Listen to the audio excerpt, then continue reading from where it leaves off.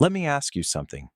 What do you get when you take two of football's most historic rivals, put them in a stadium in Dallas, Texas, add 6 goals, 2 records broken, 2 comebacks, and one of the most electric second-half performances you'll ever see at a World Cup? You get England versus Croatia, 2026, and it was absolutely insane. England 4, Croatia 2. But the scoreline tells you nothing about how wild this match actually was. I am going to break down every single moment, every goal, every record, every twist, right now.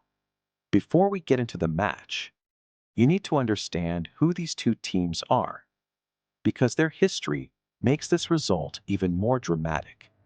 England, one of the most supported football nations on earth, 55 years without winning a major trophy. Their last World Cup win? 1966, 60 years ago. But in 2026, under their new German manager, Thomas Tuchel,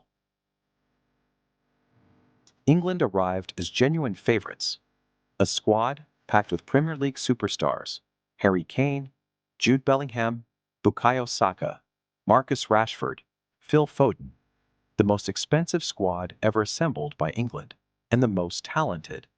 But here is the problem with England. They have been here before. They have had great squads before. In 2018, they reached the semi-finals. In 2021, they reached the Euro final. In 2024, they reached the Euro final again, and they lost every single time. The question for 2026 is simple. Is this finally England's year? Now Croatia. And do not let the scoreline fool you. Croatia are not a small team. They are a nation of just 4 million people. But in football terms, they punch far above their weight. In 2018, Croatia reached the World Cup final. In 2022, they finished 3rd. They have Luka Modric, one of the greatest midfielders who ever lived, still playing at 40 years old, still dictating games, still dangerous. Tonight in Dallas, Croatia were not here to make up the numbers. They were here to win. And for large parts of the first half, it looked like they might. The match began with chaos almost immediately. Just 9 minutes in, England won a penalty. Noni Madueke was brought down in the box by Luka Modric. Harry Kane stepped up. And here is where the drama started immediately. He hit it to his left. Livakovic, Croatia's goalkeeper, saved it. The crowd held its breath.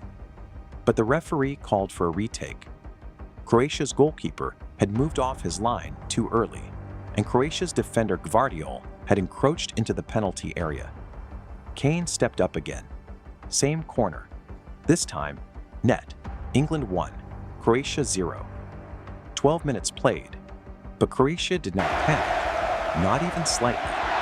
25 minutes later, Martin Baturina received the ball at the edge of the England penalty area. John Stones, England's experienced centre-back, slipped. The space opened up. Baturina hit it first time. A brilliant low strike into the corner. England 1, Croatia 1. 36 minutes played. Just when England had started to look comfortable, Croatia had equalized from their very first shot on target. The English crowd in Dallas fell silent. But England responded almost immediately. Declan Rice swung in a corner. Harry Kane, arriving at the far post, met the ball with a powerful header. Into the net. England 2, Croatia 1. 42 minutes played. And here, right here, is where history was made for the first time tonight. That goal meant Harry Kane had now scored 10 goals for England at World Cups. 10. That equals Gary Lineker's record, set in 1986 and 1990, as the highest England World Cup scorer of all time.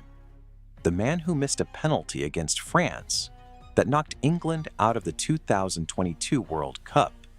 had just equaled the greatest scoring record in England's World Cup history. In one moment, he had silenced every critic who ever doubted him. But then, 5 minutes later, in first half stoppage time, Croatia struck again. Ivan Perisic, the veteran winger who has been destroying fullbacks at World Cups for 15 years, held off his marker and nodded a clipped pass down to Peter Musa. Musa, somehow completely unmarked, rolled the ball through Jordan Pickford's legs. England 2, Croatia 2, 45 plus 5 minutes. The first half ended 2-2. England had been the better team overall.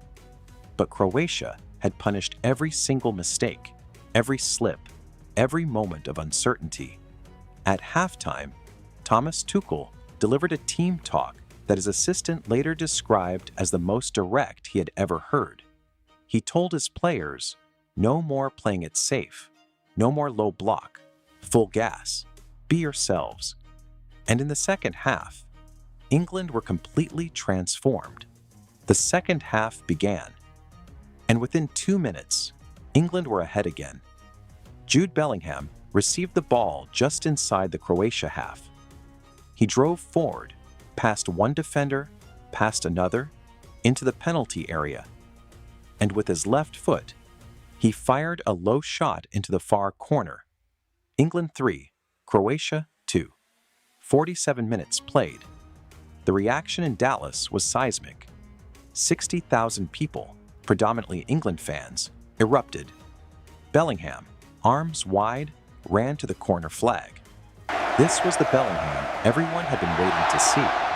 Dominant, direct, unstoppable. From this moment, England did not look back. They had Croatia pinned back, attacking wave after wave.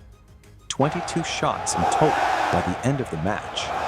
But Croatia refused to die. Their goalkeeper, Livakovic, who had already denied Kane's first penalty and made several other brilliant saves, was keeping Croatia alive almost single-handedly. A triple save from a dangerous England set piece. 2 stunning one-on-one stops from Kane himself. Livakovic was having the performance of his career. Without him, this could have been 7 or 8. But England's fresh legs and relentless pressure were finally too much. 85th minute. Bukayo Saka, who had only just come on as a substitute despite having barely recovered from an Achilles injury, glided up the right flank like he had never been injured. He looked up. He saw Marcus Rashford making a diagonal run. The pass was perfect.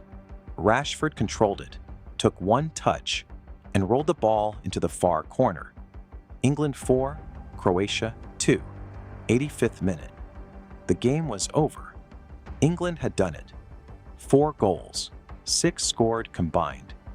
In one of the most entertaining matches of this World Cup so far. The final whistle blew. England win, 4-2. Now let me tell you about the records that were broken tonight, because this match was historic in multiple ways. Record 1. Harry Kane, 10 World Cup goals for England. He has now equaled Gary Lineker as the highest England scorer in World Cup history. The record was set over 2 tournaments in 1986 and 1990. Kane has matched it across 3 separate World Cups, 2018, 2022, and now 2026. He is also only the second England player ever to score at 3 separate World Cup tournaments. The other, David Beckham. Record 2. Luka Modric, 40 years old tonight, became just the second European player to appear at 10 different major tournaments, World Cups, and European Championships combined. The only other player to achieve this? Cristiano Ronaldo. At 40 years old, Modric is still playing at the highest level in the world. Extraordinary. Now the player ratings. Number 1, Harry Kane. 9 out of 10. 2 goals. 10 World Cup goals overall. He missed his first penalty, but showed incredible mental strength to step up again and score on the retake. His header for the second goal was textbook. Positioning, timing, power. This is what world class looks like. Number 2, Jude Bellingham. 10 out of 10. He was the difference in the second half. His goal, driving forward past 2 players and finishing into the far corner, was the defining moment of the match. When Bellingham plays like this, England look unstoppable. Number 3, Marcus Rashford.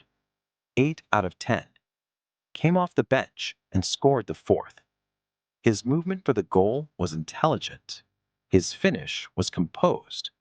He gave England the insurance they needed. A perfect substitute performance. And for Croatia, Livakovic, 9 out of 10. He was Croatia's best player. In a losing team, his triple save alone was worth coming to the stadium for. Without him, this was a 6 or 7-0 scoreline. Now, what does this result mean for Group L? England lead the group with 3 points. Croatia have 0. Ghana and Panama both have 3 points after their own matches. England's next match is against Ghana on June 24th. Win that, and they are almost certainly through to the knockout rounds. But the bigger picture is this. England have shown, in one match, both their enormous quality and their defensive vulnerability. They nearly threw away a 2-goal lead twice in the first half. Against better teams, Brazil, France, Argentina, those defensive mistakes will be punished. Tuchel knows this. His halftime team talk showed he knows exactly what needs to change. And the second half performance showed his players can respond. Now, the biggest question, can England win the 2026 World Cup? Every tournament, for the past 30 years, English fans have said the same thing. This is our year. And every tournament, the answer has been no. But 2026 feels different. Kane is in the form of his life. Bellingham, when he plays like tonight, is the best player in the world. Saka is back from injury. Rashford is hungry. Tuchel is the best manager England have ever had. And here is the thing. England have been runners-up twice in the last 5 years. Semi-finals and finals. They know how to get to the end of tournaments. They have the experience now. Is 60 years of hurt finally about to end? After tonight, for the first time in a long time, the answer might just be yes. On the Vortex pitch, we break down every match, every goal, every record, and every big moment of the 2026 World Cup. In simple English, for fans exactly like you. Subscribe right now. Hit the notification bell. New video every single day of the tournament. See you in the next one.